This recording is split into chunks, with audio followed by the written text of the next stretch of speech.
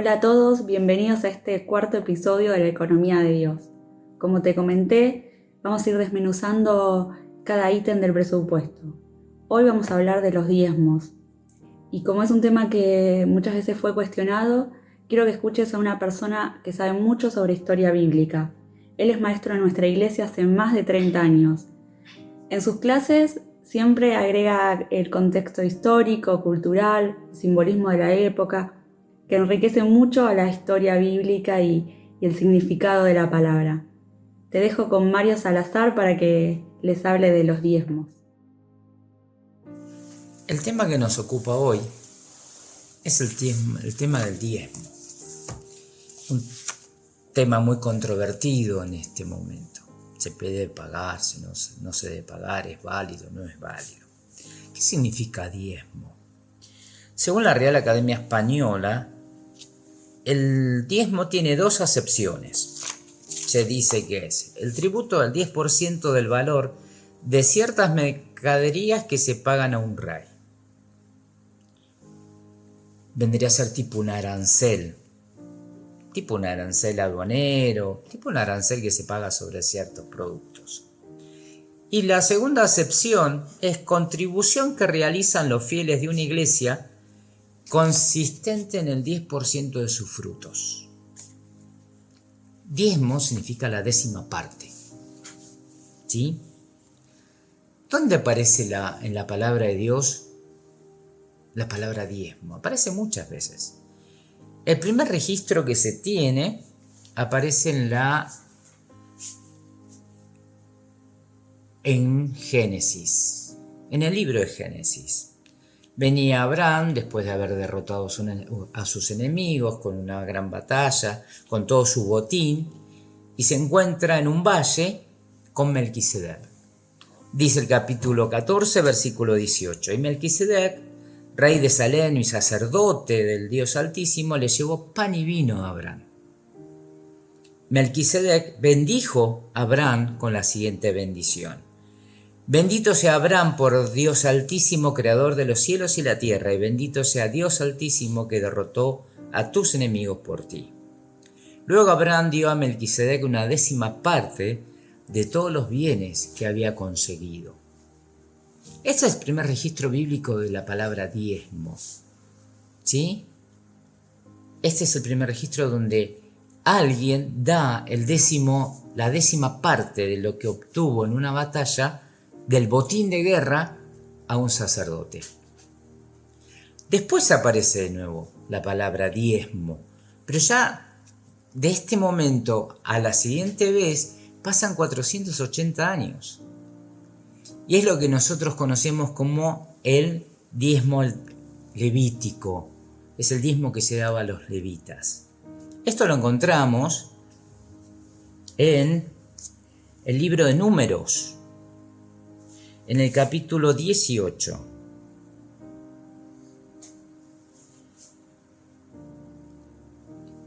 Dice, en el versículo 20, Números capítulo 18, versículo 20. El Señor le dijo a Aarón: ustedes los sacerdotes no recibirán ninguna asignación de tierra ni porción de terreno entre el pueblo de Israel.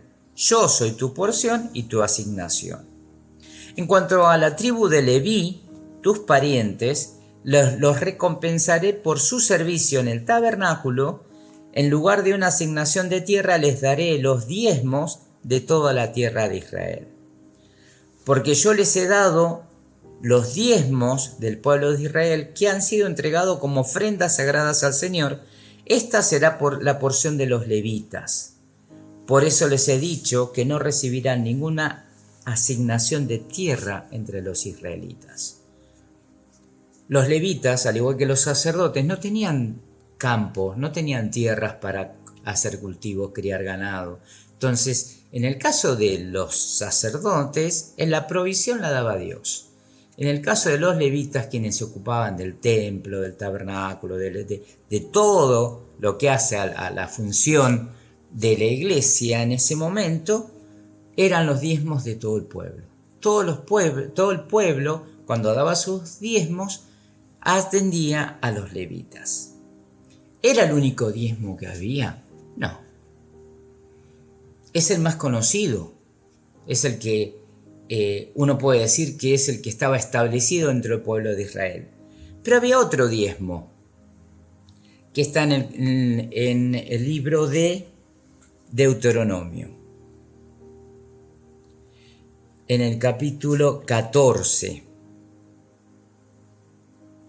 ¿sí? En el versículo 22.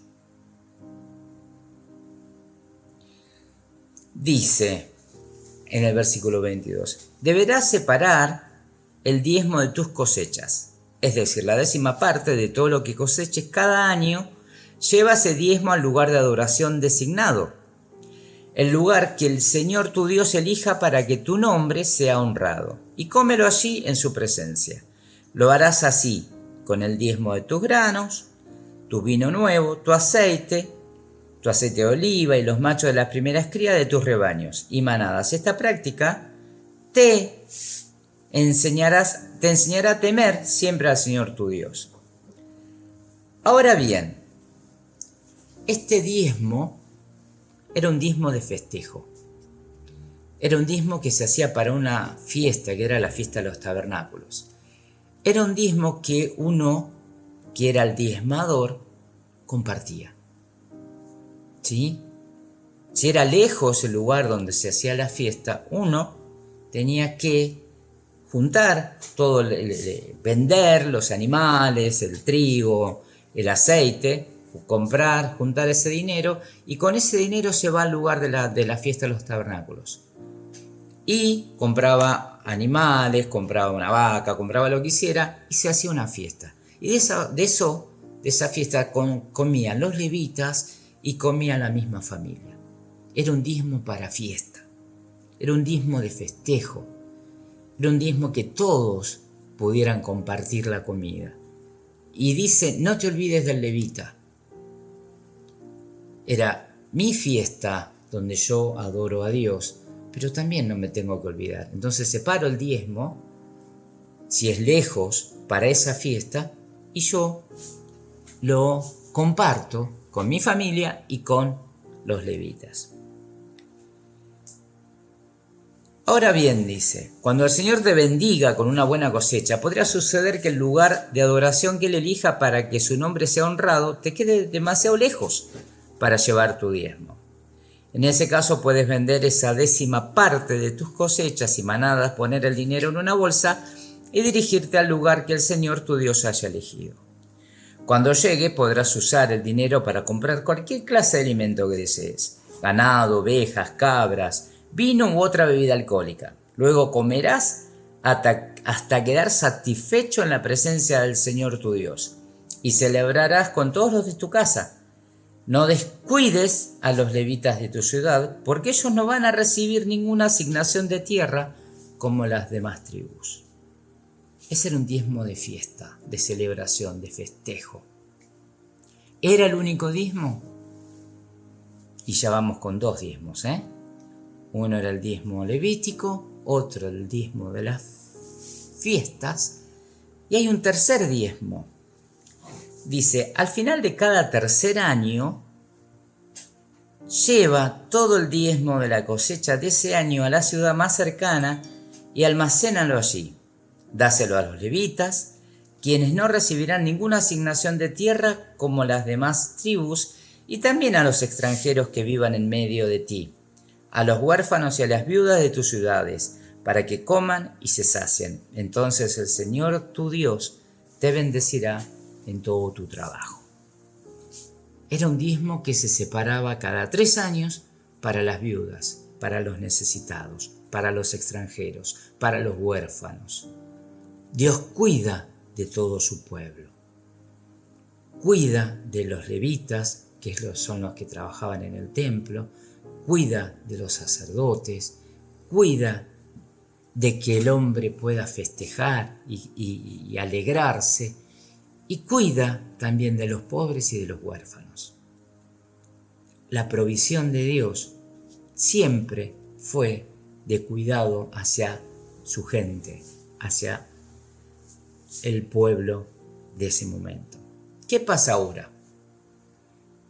ese diezmo levítico caducó.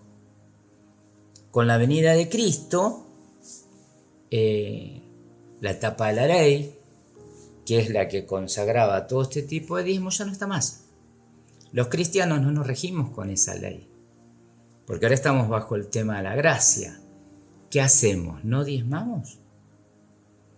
Ya. Si vamos a ser muy concretos, Dios no quiere el 10%, quiere el 100% de nosotros, quiere toda nuestra vida. Quiere que nosotros lo reconozcamos como Salvador y como Señor de todo. Somos simplemente administradores de lo que Él nos da. No somos dueños, somos administradores. Entonces Dios quiere el 100%. O sea, volvamos a Melquisedec. ¿Se acuerdan del Melquisedec, el primer pasaje que leí de Génesis 14, cuando no existía toda esta ley? Y vamos al libro de Hebreos. Al libro de Hebreos, capítulo 7.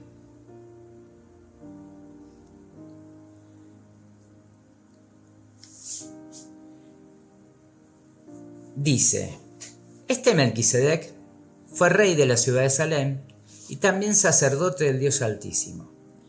Cuando Abraham regresaba triunfante de una gran batalla contra los reyes, Melquisedec salió a su encuentro y lo bendijo.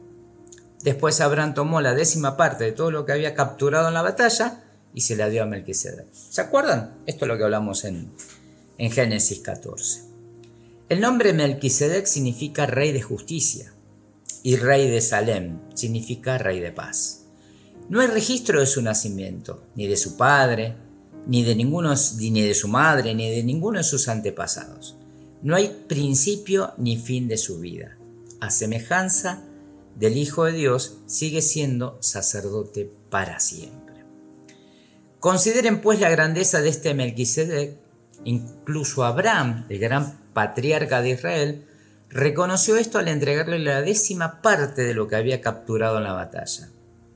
Ahora bien, la ley de Moisés exigía que los sacerdotes, que son descendientes de Leví, le cobraran el diezmo al resto del pueblo de Israel, quienes también son descendientes de Abraham. Sin embargo, Melquisedec, que no era descendiente de Leví, recibió de Abraham la 10ª parte, y Melquisedec bendijo a Abraham, quien ya había recibido las promesas de Dios. Sin lugar a dudas, el que tiene el poder para bendecir es superior a quien recibe la bendición. Este cambio, si vamos al versículo 15, resulta más evidente ya que ha surgido un sacerdocio diferente. ¿Quién es como Melquisedec? Jesús llegó a ser sacerdote no por cumplir la ley del requisito físico de pertenecer a la tribu de Leví, sino por el poder de una vida que no puede ser destruida. Y el salmista lo señaló cuando profetizó: tú eres sacerdote para siempre, según la orden de Melquisedec. Recordemos que Jesús era de la tribu de Judá, no era de la tribu de Leví. Sin embargo, es reconocido como sacerdote. Pero sacerdote según qué orden, la de Melquisedec, la que se inicia en Génesis 14 cuando Abraham le entrega los diezmos. ¿Cuál es la usanza en la iglesia de hoy? Si vamos al diezmo levítico, no corresponde. Yo no soy de Israel, no me corresponde. Yo soy gentil, soy cristiano. Sí, debo dar no solamente el 10, sino el 100% de mi vida. Todo lo que soy le pertenece a Dios. ¿Cuál es la usanza en la iglesia? ¿Cuál es lo que se acostumbra en la iglesia? Vayamos a 2 Corintios. 2 Corintios, capítulo 9, versículo 7. Dice, cada uno debe decidir en su corazón cuánto dar. El parámetro es el 10%, cuando Dios quiere toda nuestra vida. Cada uno debe decidir en su corazón cuánto dar. La otra versión dice, cada uno dé según como propuso en su corazón. Acá dice, cada uno debe decidir en su corazón cuánto dar. No den de mala gana ni bajo presión, porque Dios ama a la persona que da con alegría. Y Dios proveerá con generosidad todo lo que necesiten. Entonces siempre tendrán lo necesario y habrá bastante de sobra para compartir con otros. Como dice en la Escritura, comparten con libertad y dan con generosidad a los pobres. Sus buenas acciones serán recordadas para siempre. Dios quiere toda mi vida, Dios es dueño de todo lo que tengo, yo soy solamente un administrador de lo que Él me da.